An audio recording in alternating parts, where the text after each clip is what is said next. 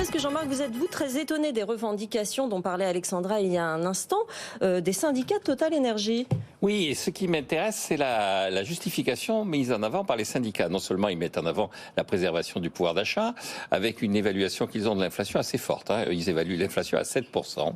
Alors que, ils anticipent, Jean-Marc. Ils anticipent peut-être. Le dernier chiffre connu de l'INSEE était de 5,1%. Oui. Mais donc, ils réclament 7% justement pour prendre les devants face à une dérive possible des prix. Et puis, ils réclament 3% de plus, donc pour arriver à 10% d'augmentation, au titre des super profits, donc expression désormais dans le langage courant, réalisé par Total.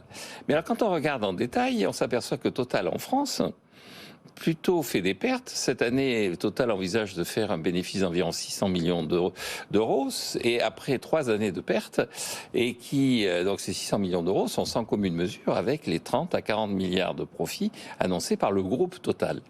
Et donc, en fait, quand on regarde la revendication des syndicats, ça consiste à préempter une partie des bénéfices réalisés à l'étranger, donc c'est-à-dire en pratique sur la rente, puisqu'une partie c'est lié à la rente, et puis aussi sur le travail de leurs collègues étrangers.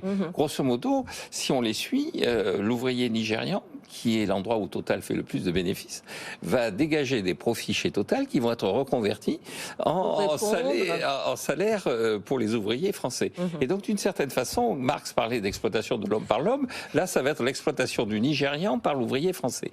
Sans compter que l'ouvrier français, on a vu, ça a été publié ce matin ou hier, je crois, les salaires en question sont très élevés.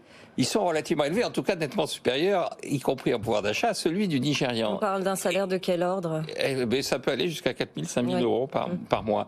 Et donc, je pense qu'il faut revenir à une vision de la négociation salariale sur la base de un salaire doit correspondre à un travail. Vous savez, c'était Yvon Gattaz qui disait « tout travail mérite salaire, mais il ne faut jamais oublier que tout salaire exige travail ». Et donc, rémunérer les gens en fonction de la réalité de leur travail, ce que les économistes appellent la productivité marginale du travail. Et à partir de ce moment-là, à la fois, on aura une forme d'optimalité économique et puis une forme de justice sociale. Parce que franchement, exploiter les ouvriers africains, c'est pas ce qui se ferait de mieux dans la perspective à venir. Merci beaucoup, Jean-Marc.